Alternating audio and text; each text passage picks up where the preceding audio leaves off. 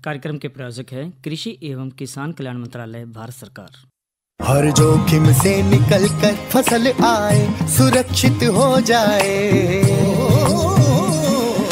फसल बीमा से हर किसान अब आत्मनिर्भर हो जाए। संकट के समय प्रधानमंत्री फसल बीमा योजना किसानों के लिए वरदान है। अब सूखा पड़े या बाढ़ आ जाए कोई डर नहीं, अब ओले पड़े या कीट पतंगे फसल खा जाए कोई फिक्र नहीं, क्योंकि हमने लिया है प्रधानमंत्री फसल बीमा। बुआई से फसल कटाई तक हर जोखिम का दावा, न्यूनतम प्रीमियम पर अधिकतम भुगतान का वादा। योजना से हर साल जुड़ रहे हैं 5 करोड़ से ज्यादा किसान। अब आपकी है बारी। नजदीकी कृषि कार्यालय, सहकारी समिति, बैंक शाखा, अधिकृत बीमा कंपनी या जन सेवा केंद्र में स्वेच्छा से करा सकते हैं पंजीकरण। फसल बीमा पोर्टल या फसल बीमा ऐप द्वारा भी कराया जा सकता है पंजीकरण। प्रधानमंत्री फसल बीमा योजना, आपकी फसलों का संपूर्ण सुरक्षा कवच। कृषि एवं किसान कल्याण मंत्रालय, भारत सरकार। कार्यक्रम किसान वाणी सुनने वाले सारे बहन भाइयों ने विनोद मोरवाल की राम राम। भाइयों, मौसम जरूर बदल रहा है और आज कल मैं देखा जिस तरह भाई आंधी तूफान भी आई और बारिश भी आई है, और कुल मिला के करे तो भाई साथियों जो ये मौसम है बिल्कुल सावधानी का है, क्योंकि हम इस चीज़ ने भी जानते भाई जो पीला सोना जो खेतों में पड़ा हुआ है साथियों, बारिश में दुखी तो ज़रूर हो जाते हैं, लेकिन साथियों कोशिश हमारे किसान भाई जो प्रगतिशील किसान बहन भाई है उन्होंने भाई तकरीबन भाई फसल अपने संभाल ली है, और आगे अगर जो 2-4 दिनों की भी बात करें साथियों मौसम ज़रूर बदलेगा, और आज भी देखा तो भाई बारिश के भी आसार है, और ज़रूर आप फसलों का ज़रूर ध्यान रखिए। और कार्यक्रम किसान वाणी में साथियों हर बार हम एक नई चीज़ लेकर ज़रूर आते हैं, और अब की बार भी भाई साथियों महत्वपूर्ण चर्चाएं रहेगी, बातचीत भी आपको ज़रूर बताओगे। लेकिन साथियों जिस प्रकार से आज जो कार्यक्रम की शुरुआत हमेशा की तरह मैं आज के कृषि प्रश्न से करते हैं, तो अब की बार भाई जो आज का जो कृषि प्रश्न है साथियों उसमें आप ज़रूर नोट कीजिए, क्योंकि महत्वपूर्ण प्रश्न हम जरूर पूछते हैं। और अब की बार जो प्रश्न है भाई, किस फसल का वर्णन ऋग्वेद में किया गया है? तो साथियों इस प्रश्न का उत्तर आपको केवल SMS के माध्यम से 9466021336 पर आपको केवल SMS के माध्यम से 6:50 से पहले देना, यानी 9460611336 पर आपको बताना है कि भाई किस फसल का वर्णन हमारे जो वेद है ऋग्वेद उसमें किया गया है, उस फसल का केवल नाम बताना। भाई गेहूँ है, चावल है, जौ है, बाजरा है, इनमें तो भाई कोई एक फसल जरूर है, तो आपको बिना किसी देरी के 6:50 से पहले इसका सही उत्तर देना है। भाई विजेता का नाम भी बताओगे भाई और बधाई भी देवोगे। और इसके बाद अब कार्यक्रम की जो शुरुआत भाई ज़रूर कर देते हैं, और आज जो साथियों हम जो कार्यक्रम में लेकर आए साथियों एकीकृत सौर ग्राम योजना के बारे में बातचीत करेंगे। आज की नसीहत में नए पशु खरीदने में सावधानी की बात करेंगे, केंचुआ खाद के महत्व के बारे में भी बातचीत जरूर करेंगे।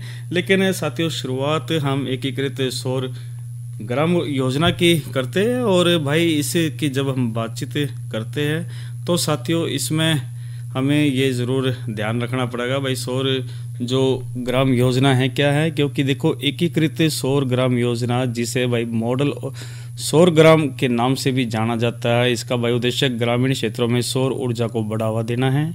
और यह जो योजना से भाई प्रत्येक जिले में एक मॉडल सौर ग्राम स्थापित करने पर ध्यान केंद्रित करती है, जिस तरह भाई ग्रामीण समुदाय ऊर्जा के मामले में आत्मनिर्भर बन सके। योजना के तहत प्रत्येक मॉडल सौर ग्राम को भाई 1 करोड़ रुपए की वित्तीय सहायता प्रदान की जाती है। और योजना के जो मुख्य उद्देश्य है ग्रामीण क्षेत्रों में सौर ऊर्जा को बढ़ावा देना, प्रत्येक जिले में एक मॉडल सौर ग्राम स्थापित करना। और भाई योजना के लिए पात्रता मानदंड की बात करें तो भाई देखो गाँव को भाई 5000 यानी कि विशेष ऋणी के जो गाँवों में 2000 से अधिक आबादी वाला जो राजस्व गांव होना चाहिए। और योजना का जो कार्यान्वयन की बात करें तो भाई मॉडल सौर ग्राम का चयन जिला स्तरीय समिति द्वारा किया जाता है। और भाई इसकी जब हम बात करते तो साथियों देखो इससे एक तो यो जो फ़ायदा है, क्योंकि भाई जो मुफ्त में भाई बिजली योजना के तहत हमने वह चीज़ ज़रूर मिल जाती है, क्योंकि भाई एक टाइम था जब भाई इसमें भाई लाइट जाते भाई सारे काम रुक जा करते, लेकिन आजकल तो साथियों हम अगर जो डिजिटल जब चलते समय के साथ चलते तो भाई सौर ऊर्जा बहुत बढ़िया, क्योंकि पैनल लगते इसमें और भाई जिस तरह सूर्य के प्रकाश से भाई ये लाइट हमारे को मिलती है।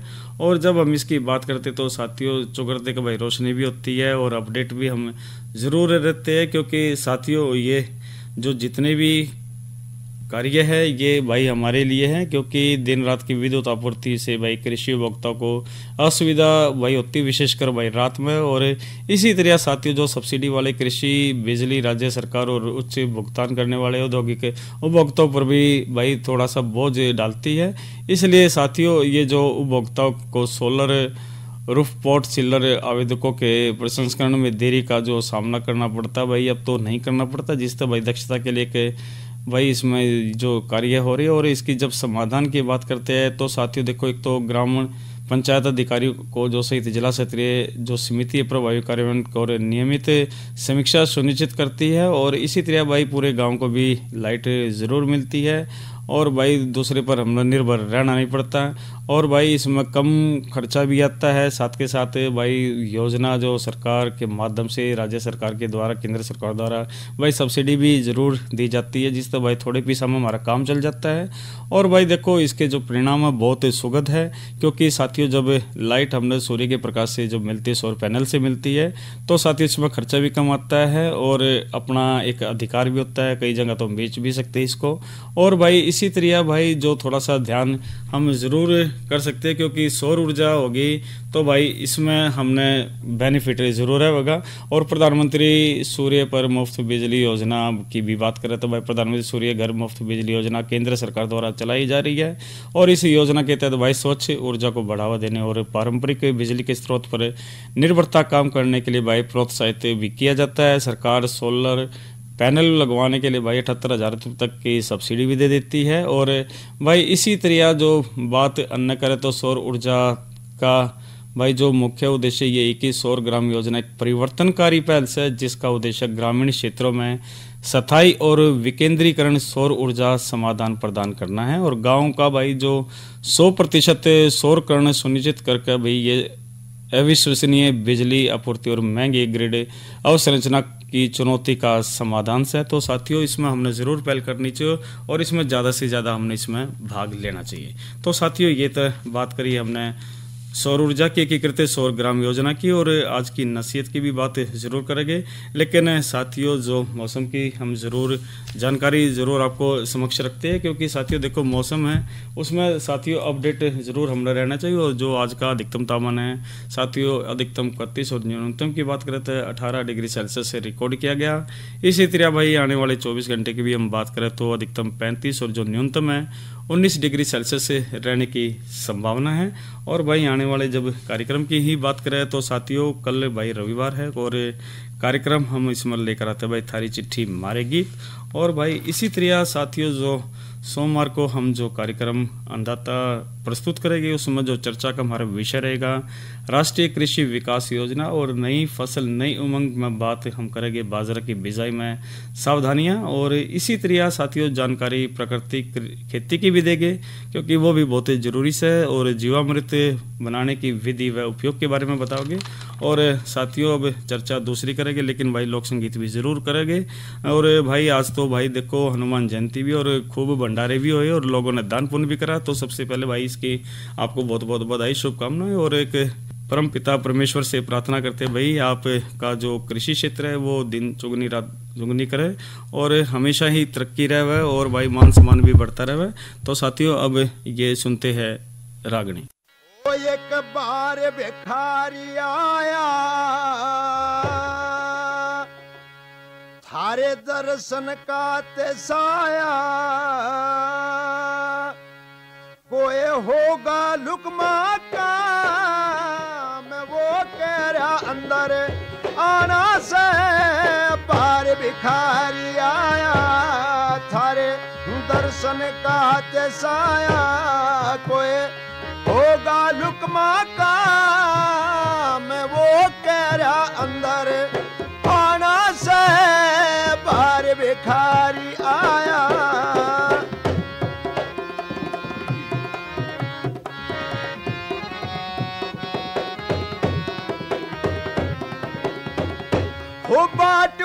चलता चलता हार्या, प्रभु जीवत गुण गावे से थारा, प्रभु जीवत गुण गावे से थारा। मेरा प्यारा कृष्ण मुरारी, मारी बालक श्याह की यारी, मेरा है प्यारा कृष्ण मुरारी, मारी है बालक श्याह की यारी। उन्हें है कह दिया हालत में वो अकल बंद गणा हो श्याना से पार भिखारी आया, थारे दर्शन का हाथ साया, कोई है होगा लुकमा का, मैं वो कह रहा अंदर आना से।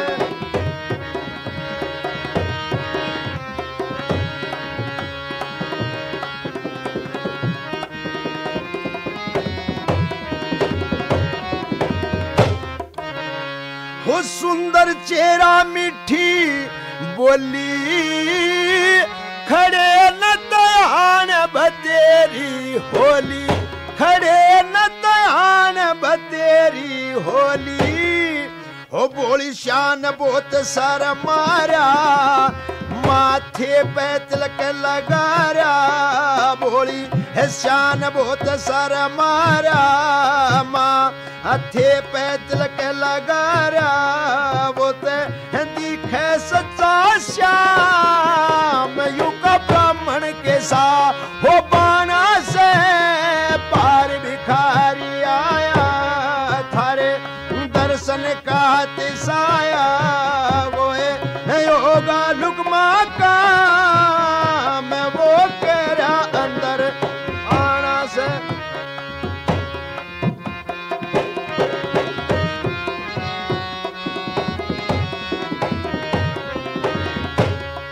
वो तो कहता कृष्ण कृष्ण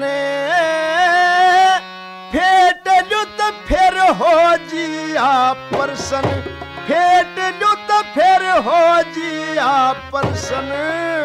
थारे दर्शन करना चाहता, तुम तीन लोक के दाता, वो ते कहता सुंदर श्याम मेरा यार भी हो पुराना से बार भिखारी आया, थारे दर्शन का तेसाया, कोई होगा लुकमा का, मैं वो कह रहा अंदर आना।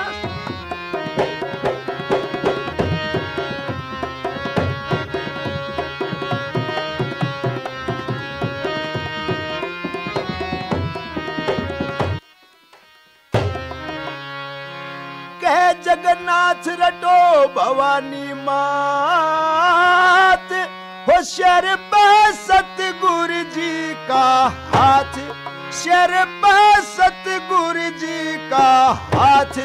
को बात रात दिन कर जा, फिर या पे सब कन्यो चर जा, को बात रात दिन कर जा, फिर है आप सब कन्यो जर जा, तेरे सिद्ध हो जाएंगे काम, पड़ा सारी उम्र का हो गाना से पार भिखारी आया, थारे दर्शन का तिसाया, कोई होगा लुकमा का, मैं वो कह रहा अंदर आना से।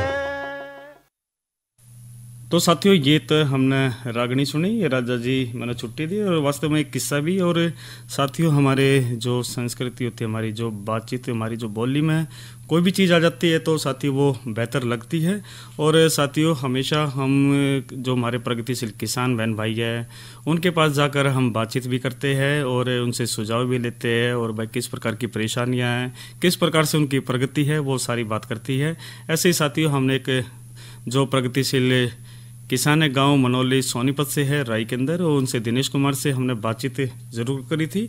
और भाई बातचीत जब हमने करी तो उनसे हमने पूरी डिटेल में भी बात करी थी, और इन्होंने जो बातचीत हमने करी भाई पॉली हाउस के में करी थी, शिमला मिर्च भी उगा रखी, काफ़ी चीज़ें इन्होंने उगा रखी, तो उसके बारे में बातचीत के अंश सुनते हैं। मेरा नाम दिनेश कुमार।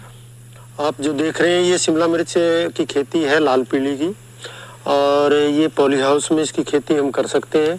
और पॉली हाउस मैंने ये 2012 में सरकार के मदद से 50% सब्सिडी दी जाती है। ये भी कैश क्रॉप में आती है, मैं किसान मदद से लगाया था जहाँ पे 50% सब्सिडी दी जाती है।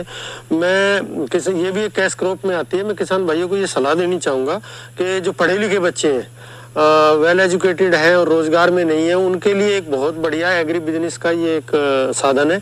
और अगर वे करना चाहें तो इसमें लाल पीली शिमला मिर्च, सीडलेस खीरा या टमाटर जो कैश क्रॉप है वो कर सकते हैं और अच्छा खासा मुनाफा कमा सकते हैं। पढ़े लिखे बच्चों की मैं इसलिए बात कर रहा हूँ कि भाई इसके अंदर जो एग्रोनॉमी है वो अगर पढ़ा लिखा बच्चा करता है तो वो बहुत ही बेहतर तरीके से इसको खेती को कर सकता है और अच्छा खासा इसमें मुनाफा कमा सकता है। तो इसमें और किस प्रकार से आगे इसको बढ़ा सकते हैं? और भी कई प्रयोग इसमें किए जाते हैं। हमने भी बागवानी विभाग की सहायता लेके ये शुरू किया था और ये हमारे लिए बड़ा अच्छा रहा, वरदान साबित हुआ। और हम अलग हटके पारंपरिक खेती से अलग हटके ये खेती कर रहे हैं। और मैं अपने पढ़े लिखे बच्चों को यही सलाह देना चाहूँगा कि वो इसमें अगर आना चाहें तो उनका वेलकम है। ये कब लगाया था जी आपने? मैं 2012 में मैंने इसको शुरू किया था और 2012 से मैं लगातार, बीच में 2-3 बार मैंने सीडलेस कुकुम्बर की खेती की, लेकिन मैं लगातार इसमें शिमला मिर्च की, क्योंकि दिल्ली मार्केट नजदीक होने के कारण लाल पीली शिमला मिर्च यानी जिसको कलर कैप्सिकम बोलते हैं वो उसकी खेती कर रहा हूँ, जिसमें मुझे बहुत अच्छी एवरेज आ रही है और बहुत अच्छा मुनाफा मुझे मिल रहा है। अगर कोई पॉली हाउस की खेती करना चाहे तो सबसे पहले मैं ये सुझाव देना चाहूँगा कि हमारा बागवानी डिपार्टमेंट इसकी साल में 2-3 बार ट्रेनिंग देता है घरौंडा के अंदर इंडो इजराइल प्रोजेक्ट में। वो पहले तो वो वहाँ पे ट्रेनिंग ले ताकि इसके अंदर जो दिक्कतें हैं वो दिक्कतें वहाँ पे आप सीख लो और उनका सोल्यूशन लेके अगर आप इसे करोगे तो इसको करना बड़ा आसान है। इसमें कुछ भारी चैलेंज होते हैं मौसम के अनुसार, चाहे वो इंसेक्ट के हों चाहे वो डिजीज के हों, तो उनके बारे में अगर जानकारी है तो आप उसे बड़े अच्छा से उसका सॉल्यूशन करके आप इस खेती को बढ़िया तरीके से कर पाओगे। तो बागवानी विभाग इसकी बार-बार ट्रेनिंग दे रहा है, तो ट्रेनिंग जरूर ले, सीधा इस फील्ड में ना आए। अगर कोई भाई पॉली हाउस लगाना चाहता है तो अपने जिला बागवानी दफ्तर में जाके डीएचओ या अपने एचडीओ से मिले। वहाँ पे उसकी पूरी स्कीमों के, इसकी जितनी भी योजनाएं हैं उनके बारे में बताया जाता है। और आपको लगाना है तो वहाँ पे जो कंपनियां पैनल है डिपार्टमेंट के पास, वो उनमें से आप एक सिलेक्शन कर सकते हो कि भाई मेरे को इस कंपनी से लगवाना है, ताकि इसमें बस अपना ध्यान क्या रखना है कि इसकी मटेरियल क्वालिटी, चाहे वो आयरन की है, चाहे वो पॉलीशीट की है, चाहे वो इंसेक्ट नेट की है, वो अच्छे रखें ताकि आपको भविष्य में कोई दिक्कत का सामना ना करना पड़े। और वहाँ पे सब्सिडियों के बारे में अलग अलग कंपोनेंट पे, जैसे ड्रिप पे अलग है, स्ट्रक्चर पे अलग है जी। 2012 में हमने पॉली हाउस लगाया तो काफ़ी दिक्कतों का हमें भी सामना करना पड़ा, लेकिन उसके सॉल्यूशन हमने धीरे धीरे बड़े एग्रोनॉमिस्टों से, बड़े इंस्टीट्यूट से मिलकर हमने निकाले। तो मैं यही कहना चाहूँगा कि एक मिनट, अगर कोई भाई इसको पॉली हाउस की खेती करना चाहे तो बागवानी विभाग में अलग अलग उसकी पॉलिसी आपको बताई जाएगी। हमने इसकी खेती शुरू की और उसके बाद काफ़ी बच्चे इस फील्ड में आए और उन्होंने हमें देखते हुए काफ़ी पॉली हाउसेज, मैं कहूँ मनोली गांव के अंदर ही 50 के आसपास पॉली हाउस लगे। नए नए लड़के, पढ़े लिखे लड़के इस क्षेत्र में आए और अब हरियाणा में भी बहुत सारे किसानों ने, मैं कहूँगा 4 से 5 हज़ार किसान लगभग पॉली हाउस और नेट हाउस की खेती कर रहे हैं, जो एक दूसरे से प्रेरित होते हैं और हमारे से प्रेरित होकर उन्होंने भी काम शुरू किया। वे आगे भी प्रेरित कर रहे हैं किसानों को। इसमें देखो सबसे अच्छा तो लाल पीली शिमला मिर्च, कलर कैप्सिकम, सीडलेस कुकुम्बर और टमाटर, 3 सब्जियां बेस्ट होती हैं। उसके बाद कुछ ज्यादा इसमें ऑप्शन नहीं होते। अगर वो बाकी फूल की खेती कर सकते हैं, लिलियम की कर सकते हैं, डच रोज की कर सकते हैं, जरबेरा की कर सकते हैं, वो सफलतापूर्वक हमारे नॉर्थ इंडिया में, इस हरियाणा में सफल हो सकते हैं। तो साथियों, ये बातचीत के हमने अंश सुनाई और बातचीत भाई ज़रूर दिनेश कुमार से करी थी और गांव जो मनोली राई सोनीपत से थी। और इन्होंने भाई पॉली हाउस बहुत बढ़िया लगा रखा, भाई बताया भी भाई किस प्रकार से इसकी ट्रेनिंग ग्रोंडा में की जाती है। जो पढ़े लिखे युवा वर्ग है वो इसके अंदर है। तो भाई बहुत बढ़िया बातचीत के हमने अंश सुनाई और ऐसे ही आपको हमेशा हम अंश सुनाते रहते हैं, ताकि भाई जो हमारी प्रगति है वो खेती के अंदर वह ज़रूर इसमें होती रहे। और अब बातचीत भाई ज़रूर हम जो कर लेते हैं, अगले विषय की हम बात ज़रूर कर लेते हैं। और इससे में हमने जो चर्चा हम लेकर आए साथियों, इसमें यही है कि हमारी जो मुख्य है फसलों का कि भाई किस प्रकार से हम इसको आगे बढ़ावें, क्योंकि साथियों फसल कोई भी हो उसका जब समाधान जब ही होगा जब हम उसमें आगे बढ़ेंगे। तो साथियों इसमें यही है कि भाई फसल कोई भी हो उसकी बात ज़रूर हम करते हैं। और एकीकृत सौर ग्राम योजना की भी हमने जो चर्चा करी थी आज की नसीहत में, भाई नए पशु खरीदने में जो सावधानी है उसकी भी बात हम ज़रूर कर लेते हैं। और उसके बाद भाई बताओगे भाई जो हमने आज का प्रश्न पूछा था उसका सही उत्तर किसने दिया। और पशु खरीदते समय भाई प्रमुख बात, एक तो पशु नस्ल के अनुरूप होना चाहिए, इसका ज़रूर ध्यान रखना चाहिए। गाय सदैव पहली या दूसरी ब्यात की खरीद दनी चाहिए, क्योंकि दूसरे ब्यात के बाद भाई दूध धीरे धीरे घटता जाता है। और इस प्रकार भाई भैंस तीसरे ब्यात में अधिकतम उत्पादन करती है और भैंस में भाई नई खरीदारी होनी चाहिए। इसी तरह साथियों जब हम बात करें तो भाई गाय या भैंस का जो शरीर भाई त्रिकोण आकार का होना चाहिए और एक पहाड़ी अधिक स्पष्ट होनी चाहिए। इसे गाय या भैंस को पहचान के लिए उसके आगे खड़े होने पर पशु का जो अगला हिस्सा पतला और पिछला जो हिस्सा चौड़ा दिखाई देता है वो बढ़िया रहा है। तो शरीर की जो चमड़ी वो पतली और चिकनी होनी चाहिए, इस चीज़ का भी हमने भाई ज़रूर ध्यान रखना चाहिए। और भाई शरीर के साथ साथ भाई पशु स्वभाव में मुदुल और उसमें मादापन की झलक होनी चाहिए। और इसके अलावा भाई जो हम बात करें तो भाई इसमें अयन गांठ रहित होनी चाहिए और दूध दूहने के बाद भाई धन को पूरी तरह सिकुड़ जाना चाहिए, भी इसका ज़रूर ध्यान रखें। और भाई जो सामान्य हम जब ध्यान रखते हैं तो इसमें सभी बातों का हम ज़रूर इसमें ध्यान रखना चाहिए, क्योंकि साथियों कोई भी चीज़ हो उसमें हम ज़रूर इस चीज़ का ज़रूर ध्यान रखते हैं। और सामान्यतः स्वरूप की बात करें तो भाई जो गाय के सामान्य स्वरूप में गाय की जो नस्ल के अनुरूप भाई चौड़ाई और ऊंचाई देखी जाती है। गाय का स्वभाव सरल रूप से आकर्षक और देखने में मादा लक्षण झलकना चाहिए। और इसी तरह भाई पशु खरीदते वक्त हमने जो गर्दन और सिर की बात करें तो साथियों इसमें शरीर का अनुपात मुंह, माथा और सींग नस्ल के अनुरूप होने चाहिए।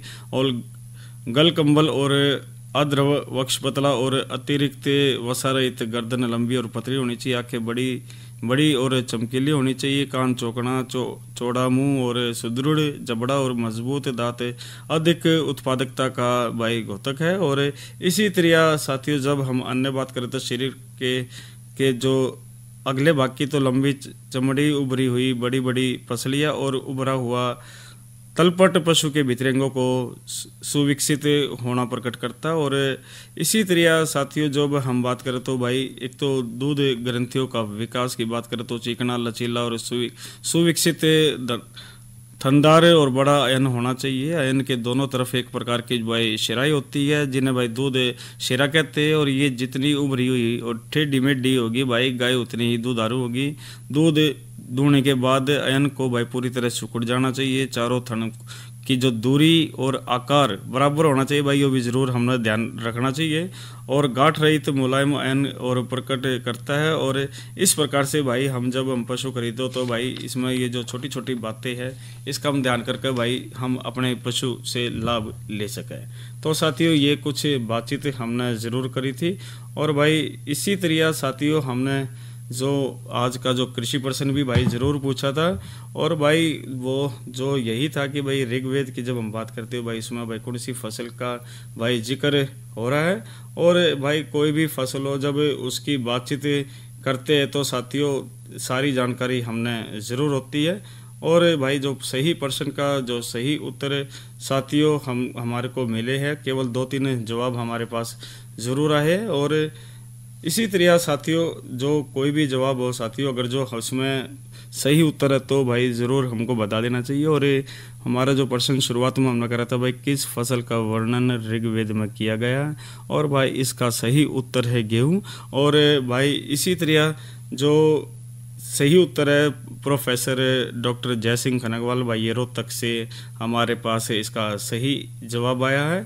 और यमुनानगर से भी हमारे पास इसका जवाब आया है। और जिनके नाम बता दें अंश, मुकुल और मयंक। और इसी तरह साथियों जो रणधीर सिंह बांगड़ जो यमुनानगर से है, इनका भी सही जवाब आया है। और एक जो सही जवाब आई कुरुक्षेत्र से है मनोज कुमार सेक्टर 30 से ही। और आप सबको बहुत बहुत बधाई। और अब एक अन्य चर्चा ज़रूर हम कर लेते हैं, क्योंकि साथियों फसल कोई भी हो उसकी हम जानकारी ज़रूर देते हैं। और भाई इसी तरह भाई ने पशु खरीद में सावधानी की बात करी, अब थोड़ी सी बात कर लेते हैं केचुआ खाद के महत्व की। क्योंकि साथियों देखो, जो केचुआ खाद में सड़े गोबर या हरी पत्तियां, सब्जियों के वर्जित हिस्सा और अन्य चीज़ों को खाकर वह हजम कर लेने की क्षमता होती है। तो चीज़ों को खाने के बाद केचुआ को जो मल त्याग करता है तो केचुआ खाद के नाम से जाना जाता है। और ये ज़मीन के लिए भाई संतुलित खाद से, और केचुआ खाद की बात करें तो निरंतर रासायनिक खादों के उपयोग से ज़मीन की जो उर्वरा शक्ति दिन पर दिन घटती जा रही, तो इस तरह भाई हम फायदा ले सका है। और भाई केचुआ खाद के प्रयोग के अनेक लाभ सही हो, तो एक तो मिट्टी के लिए प्राकृतिक लाभदायक और पूर्ण संतुलित आहार, और यह सभी तरह के पौधों के लिए लाभदायक है। और भाई इसमें पोषक तत्व मात्रा में उपलब्ध है, और ये पौधों की प्रतिरोधक क्षमता को बढ़ावा देते हैं, जिससे वे बीमारी और कीटों से अपना बचाव करते हैं। और ये जमीन की सतह में सुधार लाते हैं, जिससे उसमें जल तथा पौष्टिक तत्वों को रोक कर रखने की इसमें भाई क्षमता इसमें बढ़ती है। जमीन का पीएच को सुधारता है, और इसमें व्यवहार से खरपतवार में कमी होती है। तो भाई ये पर्यावरण और हितैषी है, क्योंकि दूषित तथा संक्रमित होने से बचाता भी है। और भाई ये महत्वपूर्ण इसमें बातचीतें रही। और इसी तरह साथियों PIBF के माध्यम से भी आप महत्वपूर्ण जानकारियाँ अपने फ़ोन के माध्यम से ले सकते हैं, क्योंकि केंद्र सरकार की, राज्य सरकार की महत्वपूर्ण जानकारियाँ होती है, जिससे हम प्रगति करके भाई कृषि को आगे मजबूत बढ़ा सकते हैं। और एक जानकारी भी महत्वपूर्ण जरूर दे देते हैं साथियों, किसान कॉल सेंटर नंबर है भाई, नंबर कति आसान है, इसमें हमें ज़रूर हमने इसमें हिस्सा लेना चाहिए, क्योंकि 1551 भाई कति आसान नंबर है। और भाई घर बैठे सारी जानकारी आप इसमें ले सकते हैं। और तो साथियों एक उम्मीद करते हैं आज जो हमने बातचीत हमने करी एकीकृत सौर ग्राम योजना, आज की नसीहत में जो हमने बात करी नए पशु खरीदने में सावधानी की, और भाई केचुआ खाद के महत्व की भी जानकारी जरूर दी, तो उम्मीद करते हैं कि भाई इसमें हम आगे कृषि को आगे बढ़ाएंगे। और जो ये जानकारियाँ हैं हम साझा करके पड़ोस में भी अपने प्रगतिशील किसान भाइयों में बांट के इसको कृषि को आगे बढ़ाएंगे। अरे अरे अरे क्या कर रहा है? इधर इधर इधर हम बोल रहे हैं तेरे बीजू का। उतला बोल रहा है? हाँ, पक्षियों से तो हम खेत को बचा लेते हैं, पर इन घातक रसायनों से कैसे बचाएं? मतलब? देख बेटा, तू जो ये अंधाधुंध रसायन मिलाता है ना, मिट्टी की सेहत बिगड़ने लगी है। और जब माटी ही कमजोर पड़ जाएगी तो उपज कैसे सेहतमंद होगी? अरे पहले ऐसा नहीं था, पूछना अपने बड़े बुजुर्गों से, कैसे फसल लहलहाती थी, शुद्धता झलकती थी। हाँ, माटी भी तंदुरुस्त और लोग भी। अरे अब पहली वाली बात कहाँ? पर अब तो सब यही डाले हैं। सब नहीं, आज भी लाखों जागरूक किसान परंपरागत विधि से फसल उगा रहे हैं। खर्चा कम और उपज की कीमत भी बेहतर पा रहे हैं। सच है? रे बेटे, एक्सपीरियंस से बता रहे हैं, धूप में बाल सफेद नहीं किए हैं। हाँ। ठीक है भाई, मैं भी आज से जैविक खेती शुरू करूंगा। माटी से प्रेम की परंपरा है परंपरागत खेती। तो साथियों आज के कार्यक्रम किसानवाणी के इस अंक में इतना ही। अपने साथी विनोद मोरवाल को दीजिए इजाजत। अच्छा बहनों और भाइयों, राम राम।